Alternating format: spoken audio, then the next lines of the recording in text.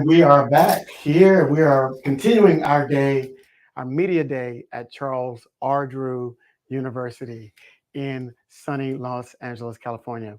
If you missed any of the other shows that we've done today, we've talked to some phenomenal people here at the university. I encourage you to go back and watch. I mean, just Dr. Cynthia Davis, the Dean of the College of Medicine.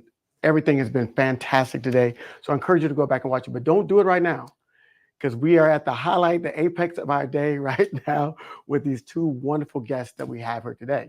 But who am I? I am Ellis Dean. I am the Director of Programming at blackdoctor.org and excited to bring you our first in a while. I think we've done this once before, but first in a while, Media Day at Charles R. Drew University. And so today on this show, we have Dr. David Carlisle, who is the president of Charles R. Drew, and royalty with us right now, this Miss Sylvia Drew-Ivie. She is the daughter of the man that this school was named after, Dr. Charles R. Drew. So welcome to you both. Thank you for taking the time out. Pleasure to be here. And participating. And thank you for agreeing to do the media day. We have just, your whole staff and team have been fantastic. Well, thank you. I certainly agree. They are fantastic. They are good. And they have a great leader. So I want to start with you, Dr. Carlisle. Help people understand, like, how your career, did you always want to be a president of a university, or how did you end up here at this point running? Well, I would say certainly not. In fact, I think if you ask most presidents, that's not something that that one can aspire to when you're 8 years old necessarily. You barely know what a university is. But you know, I've always wanted to help people. I've always wanted to be a doctor, and those things led me down this path, and here I am. It's a real, you know, lifelong privilege, honor to be president of Charles R. Drew University of Medicine and Science. So let's sing some praises about the school. What are some of the things, of the greatest accomplishments that the university has achieved that many people don't know about, and we get the chance to share it today? Well, the university is really living history, and we were founded in 1966 after the Watts Uprising in 1965. So we are the embodiment of the dreams and aspirations of the South Los Angeles community. Not too far from here in 1965, 34 people lost their lives protesting social injustice, the lack of equity, lack of education, lack of healthcare, et cetera, et cetera. So we are those people inspired us. They are our visionaries, and they're the people that made this university happen. So we owe it all to them. But we owe it to the community that we're serving today. And we're bringing social justice, we're bringing health equity to that community. So that's really what I'm proud of, is this university is so committed to the community around us. Well, that's fantastic. So social justice and getting rid of inequities is part of the DNA of this university. Miss Sylvia, yes, sir. How does it feel to have your father's name on this university? Oh, well, it's a great honor. It's a great honor, and he loved students. He loved teaching. He believed in our capacities. He was like a coach, and we're like coaches. You know, we're like coaches to young people, saying, "This is hard, but you can do it. You can do it because we're going to help you every step of the way." And that's what happens. They bring tremendous talent. You know, they have already. But how do you mold it into a wonderful nurse or a wonderful public health leader or a doctor? How do you mold that? And so that's what we try to do. That's what our wonderful teachers and the staff that support them. And we try to do it in concert with the community that Dr. Carlisle describes. Because if we lose touch with the community, we lose touch with the impetus that we have to do this work. Absolutely. And I felt it walking around, like when we would have some breaks today, just seeing the energy from the students, it was infectious. I was like, man, you know, maybe I'm a little too old to go back to school. No, you're never. But I did feel the energy from the students, and they just seemed so engaged. I think that's the word that I would say. They seemed really, really engaged when I stuck my head in the classroom or when they're walking around just talking on campus. They were all engaged with each other, with the professors, with the faculty, staff. It's really just been amazing. It's my first time coming here, and I can't wait till the second time. Yeah, The no, next come, time. Absolutely. So, Dr. Carlisle, what would you consider to be your most important role in your role as president? What's the most important function of your role as president? Well, it really falls, Alice, under the word advancement. My job is to advance the trajectory of this university. And whether that is fundraising, that's part of it, to be sure, Yeah. or whether it's having conversations like this one, meeting with other members of the press, interacting with the community, my job is to raise the profile of our institution. Well, that's what we're doing here right now with this media day. We're hoping, because I think there's a number of programs. When people see Charles R. Drew University, they may not know all of the programs that you have here. They think it's a medical school. That's what I thought. I was ignorant about that. I know. So help people understand, what else are you teaching here at Charles R. Drew? And that's an often repeated sense. I mean, our legacy program has been our College of Medicine. We've had some other programs that have been around for a while, like our PA program, physician assistant program. But the College of Medicine, as exciting as it is, and we have a brand new medical school that literally just opened, and you just met some of those students today. It's actually our smallest program. Okay. Our biggest program and our newest is the Mervyn M. Dimely College of Nursing. Okay. That started just 12 years ago and is now has almost 600 students in the program. Oh, wow. Okay. In between, we have our College of Science and Health. And there you have virtually all of our undergraduate programs, with the exception of undergraduate nursing. You have 2 master's degree programs. So you have most of our programs are in the College of Science and Health. So we have a physician assistant program, a public health program, radiologic technology program. We have a master's degree and a bachelor's program in biomedical sciences. The master's degree program was recently ranked #1 in the country. So these are very successful health not number programs. one amongst historically Black medical schools, but #1 overall. Across all the programs in the country, And #1. who was #2? We're not going to say. But he was we're #1. That's all we were. But or #3. That was fantastic. That is fantastic. So, and I know we've done a lot of nursing initiatives, and we're working on others now, and had no idea that that's a wonderful full. I mean, 600 students. It's just amazing, and to be #1. So, if you're a student, what do you say to a young student of color, or just student in general, that is interested in science? How do we nurture that interest and get them to Charles Drew?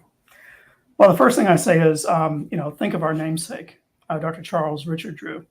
He was all about science and surgery, to be sure. Yeah. Chair of surgery at Howard University at the time of his passing. But before that, he was a dedicated researcher and biomedical scientist. And I think that was certainly one of his passions. The other thing I say to prospective students is, if your mission aligns with that of this university, we are the place for you if you want to become a health professional. Not necessarily a doctor, not necessarily a nurse, not necessarily a PA, but a health professional of any type. And you want to come to a school that lives and breathes the community, that is focused on under-resourced areas, that talks about, again, social equity, social justice, health equity. This is the institution for you. When I talk to our students today and ask them, why did you come to CDU? They'll say, often, it's because of the mission. And the university's mission and mine as an aspiring healthcare professional are actually totally in sync, and I can't get that almost anywhere else. I love that. I was reading the vision and mission earlier today, and I was like, to have that written in as part of your mission and vision is really groundbreaking, to think about that. A university says, you know what, this is going to be part of who we are, eliminating social inequities, and especially healthcare, because that's where they all show up, a lot of times is when you're talking about housing inequities and living next to more pollution, that impacts the health. Food shortages, when you're not able to eat clean, healthy foods, that's going to impact your health. So all of these things that you're doing, creating the next generation of healthcare workers, so we can understand that and then go out there and make the changes in the world, it's over the top amazing. It's fantastic. We call them, of course, social determinants of health. Yes, absolutely. So, our CEO Reggie that you met, he had us read a book that we used to get better, right, in life, and then we would all come and present it to the staff, and it was one of those things we got to get 17 different books, at least a summation of it, and everybody did a PowerPoint presentation, and it was a book that I read. It's called Atomic Habits, and basically, it's talking about how to build better habits to get better every day. And it's just a lot of times when people talk about improving their life, they think they have to they got to drop everything, make this whole 180-degree turn. But the book talks about being 1% better every single day. And over time, you'll see the change that you want. How can what does Drew do to help their students get 1% better every day? Well, there's a great quote of Charles Drew, and it's on the grand entrance, the entrance to the university. And it says, "Excellence of performance shall transcend artificial barriers created by man." And so our 1% is just making sure that we do something to improve our excellence every day. That is fantastic. I love that quote. I'm gonna look that up and put it on my Facebook page. It's absolutely so. Miss Sylvia, growing up, I know your father passed when you were young, so you may not have been able to recognize at that age that your father was famous. When did you recognize that? And was there always a sense of pride? I know sometimes when kids see their parents and they, oh, dad is this, dad is that. When did you realize that who your father was? Oh, gee, I really wouldn't be able to say what age I was. Probably not until I was in my mid-20s. Okay. And I was 6 when he died. So Yeah. that was a long time that I didn't have that consciousness. But I always knew that he was loved. I always knew that he was loved and admired by other physicians. When he died, his residents took turns coming to teach my mother how to drive because she didn't know how to drive. He had a 1949 Ford, very proud of, and his first and only car. And she didn't know how to drive it, and there were 4 children. So the residents, just out of love of their teacher, came to teach her how to drive. Wow. So I always thought that was such a beautiful expression of caring, taking care of his family when he was no longer there to take care of us. That is fantastic. Acts of service. Yeah. I think it speaks to the DNA of the school. Is you're here to serve the community, and so they went. There was a need, and they went and satisfied that need. That's. So let's shift to your career. You have a law degree. What made you choose law, knowing your dad was in medicine? Well, I grew up in the 60s. And so as a child of the 60s, we were imbued with the idea that if we collectively stood up, we were going to change this country. We were going to get rid of discrimination. We were going to get rid of prejudice. We really thought we were going to do it. And we had so much joy working together toward those goals. It was really a magical period where we celebrated our own talents, and said, we can do this, we can collectively do this. And community supported us in doing it. And we thought it would go on forever. It only lasted about 10 years. After that, the court said, well, no, we're not doing this anymore. That's enough of that. And but during that period, you didn't have to be a totally militant person. I was just kind of a benign civil rights lawyer. I would just go to court and thump people who were doing bad stuff. And it was all very civilized, but we won. Right. And then they would have to change. They'd have to stop, letting people not go to the best schools. They'd have to stop, not letting people into decent housing. They would stop having women having their babies in the parking lot of the hospital because they wouldn't let them in. Wow. I had one woman in Mississippi who went to 5 hospitals. They rejected her, and she delivered in the parking lot. Mm-hmm. So it was bad. Yeah. It was bad, and we saw healthcare access as a civil rights issue. Yeah. Way back. Yeah. Wow, that's fantastic. Thank you for taking up the cause for all of us, because some of the things I enjoy today are due to the work that you and your father and Dr. Carlisle are still doing to this day. It's a hard story to hear about the sister having to have her baby in the car. Oh, yeah. Okay, so let's brag about CDU. What are some of the other great things that CDU is doing today, and even that you have planned for the future? Well, one of the areas that we're very involved in is the active HIV/AIDS epidemic here in South Los Angeles. That epidemic is still a public health issue in this community, and we are still involved in combating that epidemic. And CDU is a leader in that area. Yeah. Let's talk about COVID-19. Early on in the epidemic, it was kind of a international traveler, affluent community thing. Right. Those of us in public health were kind of shaking our heads, saying that's only because we can only see the tip of the iceberg. Yeah. The real iceberg is here in this community, where people have essential jobs that they can't stop working at. They get up, take a bus at 5 o'clock in the morning. They get COVID on the bus. People are dying disproportionately in this community. I'm proud of the fact that our university was on the front line of that pandemic, doing testing at a time when it wasn't popular, encouraging people to get vaccines when it wasn't popular. And the reason we were doing it is because people looked at our university staff and they said, well, maybe I should listen to you. You look like me. You speak my language. I see you in the mall. I go to church with you. Right. I'm going to listen to you. And that was our secret sauce in fighting against COVID-19. We're still involved in that today. The list just goes on and on. We were just talking to leaders of our Black Maternal Health Project. And of course, we know that maternal mortality in the birthing process can be 4 times greater for African-American women. That is a travesty in the country that spends way more on healthcare than any other country in the world. Yes. And that should not be the case. We're part of that solution also. So you name it.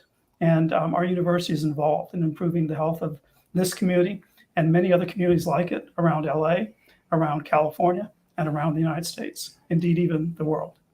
I remember when we were, especially in the middle of the pandemic, we would do this program with Reed Tuckson and the Black Coalition Against COVID.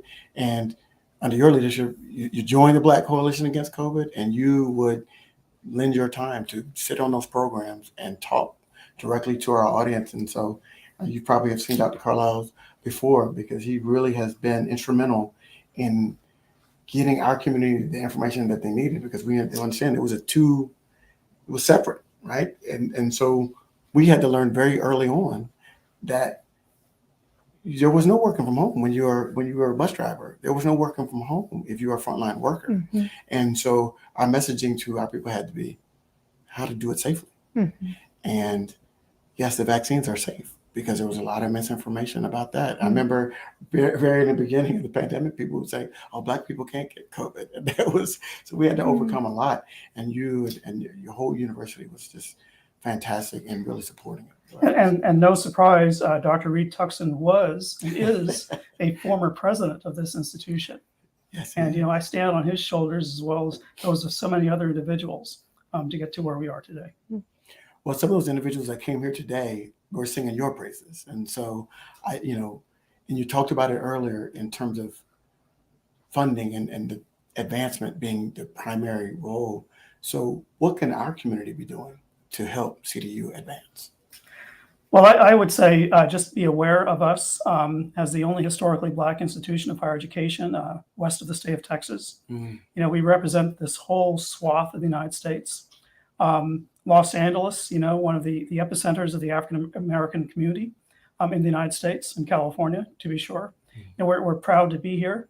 And I would say that the more people know about us and talk about us and think about us, the better off this university will be, and the better it will be able to pursue our mission and accomplish our vision. Absolutely. So what would you like to see happen here at CDU going forward? Well, I think it will just continue to get bigger because we started little and we just keep growing and we keep getting better at running it. You know, Dr. Carlisle is our longest serving president, and he's done a miraculous job of bringing the stability that you have when you have somebody who invests for a long period of time with skill and contacts all over the place in government in Sacramento. You know, they think he walks on water in Sacramento. And we need that. We need them to think that about us because we need to be on the map. We had trouble in earlier years. We didn't have the kind of steady leadership that we have now. We always had wonderful students. We always had a wonderful mission. But you have to people running the car. Right. You have, you know, the person has to know how to drive. Right. He's a good driver. So we're very happy to be in his car going forward. Very happy. He's a good driver. He's a good driver. He's a good driver.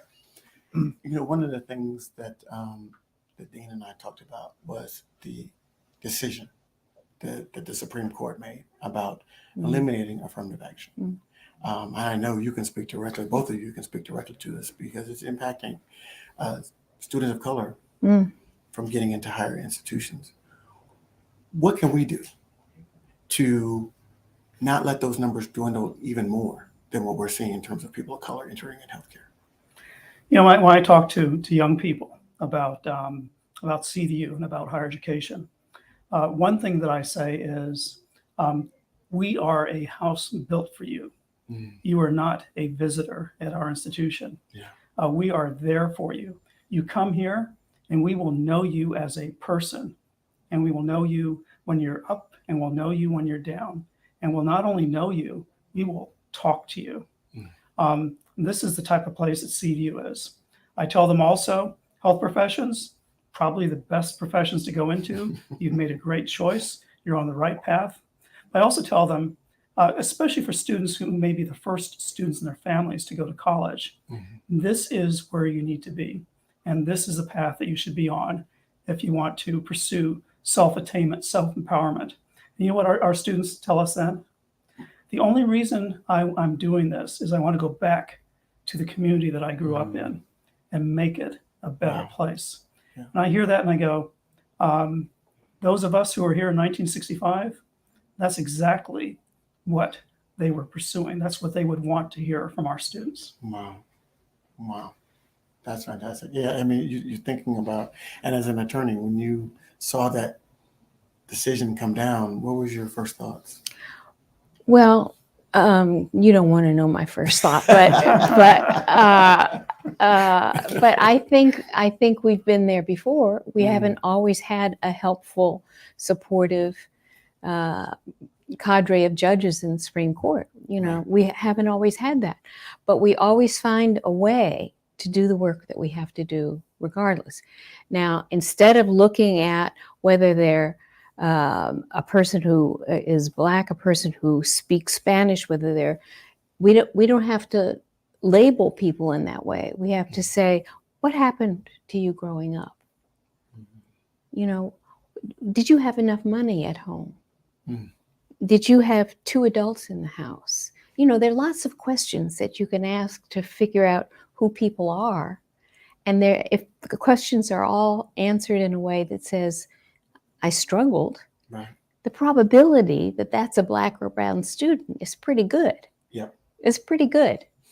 So there's a way to get what we are here for without labels of race or ethnicity. There's a way.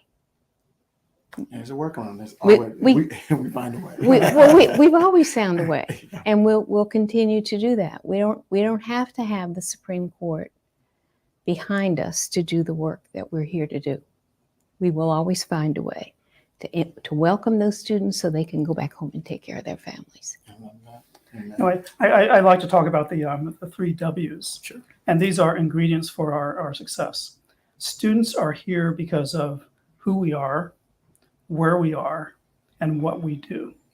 Those things bring students to us. They bring diversity to us. They bring the students that we are here to serve to us. And regardless of the Supreme Court decision, that will remain true for the future. 3 W's, folks. You heard it here. So if you're just joining us, we are enjoying and having a fantastic day here at Charles R. Drew University in Los Angeles, California, in the Los Angeles area. There's so many different small cities around. South Los Angeles. South Central Los Angeles. South Central Los Angeles, so in the community. And we have been speaking to faculty members throughout the day, talking about the areas of interest, talking about what it means to be here at Charles Drew, and that you are echoing everything that I've heard here today. You're saying it verbatim. So please, I want you to share this show with your friends. Put this on your page. We need to get more people knowing about what's happening here, the great work they're doing at Charles Drew, and more importantly, we need people to apply. We need more students to get out there and become healthcare workers, and we need those folks. If you're not looking to go back to school, they still take a check. So you can donate to your university. More than one check. More than one check. Just make it a recurring donation. Come out of your. We can do that too. You can do it all. Because universities need money, and I know sometimes it feels like, oh, they're talking about money. No, universities are run by money, and it can't be all done on tuition. So they need money, and we need support, because what's happening here, as Dr. Carlisle said earlier, the only historically Black school west of Texas. So they're standing alone, and they need our support to be here. That's why we're here, and that's why we want to share what the great work that they're doing with you. So it's just, I want to end it with this. What's next for Charles Drew? What do you see in 5 years for the university? Well, Sylvia's already spoken to this. We will be a bigger, stronger, even more successful institution. We'll be providing even more educational attainment to young people from the community we serve. So that's what I see in 5 years. We'll have more programs. We'll have graduated our first class of medical students. Amen. And we'll be offering even more degrees. A PhD in biomedical sciences is right around the corner. A program in medical genetics counseling is right around the corner. Oh, wow. So these are 2 things that we'll be launching very shortly. That's fantastic, because genetics is really a growing field. Because I'm hearing it all and on with all of the interviews that we do. I'm hearing genetic testing pop up in lung cancer, breast cancer, and getting that, knowing what those markers are, kidneys. Exactly. So knowing your genetic makeup is huge, and so you have the #1 program, have a PhD program, and then now we're talking about genetics. It's fantastic. They can come here and learn and be that, and go back to the communities or stay in this community, because there's a lot of work to get done here. But if you're coming from around the country, you can go back, learn here, go back to the community, and serve the community that you came from. And so that's the goal and the mission here at Charles Drew. Ms. Sylvia, we're going to let you have the last word, because I've been talking enough. No. Yeah, no, we're going to let you have the last word. Yes, ma'am. What question am I answering? What would you like to see? Same question. What would you like to see happen for Charles Drew in the next 5 years? Well, I think in the next 5 years, we're going to be physically bigger. We've always been sort of little physically. We have 3 buildings, but for the size of what we're trying to do, you have to have more buildings. Right. And we're going to have space for people to live here as students, and it's just going to be enlarged, and the bricks will be just symbolic of the growth in numbers of students, the missions that we'll be serving among all those additional students. So we're always on the map, but we're going to be on the map in a bigger, better way, reaching more people, showing other universities what can be done with the populations that we're so dedicated to serving. Look at what they've been able to do. It really, I think it inspires people at many different levels, you know, not just educators, but, you know, everyday people can say, they're really doing something big over there at CDU. That I'm proud of that. I'm proud to be a Los Angelino in a place where this is happening. A lot of people still don't know about us. You know, still don't know we're here. We're not really a hidden jewel anymore, but we're not as well known as we should be for the unique work that we're doing. So they're going to know about us. They are going to know about you because we're here. You're going to tell about We're us. going to tell them. And we're going to keep telling them. So this is the first of many programs that we'd like to do. We're planning to be doing with CDU. Black Doctor is committed to sharing all the professors, the students, the fact, whoever wants to come on. If you have something that you want to talk about, Dr. Carlisle, I'm an email, a phone call away. He said, "Let's come on. Let's do it. Let's do it. Let's do it." We want to have, because this is a place, you know, one of the things, I went to an HBCU for college, and it felt like home. And that's the same feeling I got when I walked around this campus. It felt like home. And so if you want to go to a place where you can learn at one of the top institutions, number one, so it's not, you're not sacrificing anything. Matter of fact, you're stepping up to number one. You're stepping up to be the champ here at the school, but still have excellence with caring to where your professors, you'll know them, they'll know you, they'll know your challenges, they know your struggles, and they're here to help you achieve the goals or your children's achieve the goals. This is the place for them. We need healthcare. It's a recession-proof industry anyway, because people are always going to get sick, whether the economy's up or the economy's down. People are going to get sick, and they're going to need some healthcare workers. And so Charles Drew is a place for you. So I want to say thank you again for opening up the doors of the university. She's at 3 buildings, but I promise you, it feels bigger than that. Just the magnitude of what's happening here. Thank you so much. Thank you. For being Thank you. It's good to have a chance. Thank you all for joining us. We're here. We've got 2 more wonderful professors coming up, so don't go anywhere. We're continuing our media day here at Charles R. Drew University. Thank you so much for joining us, and we'll see you probably in about 15 minutes. Y'all take care.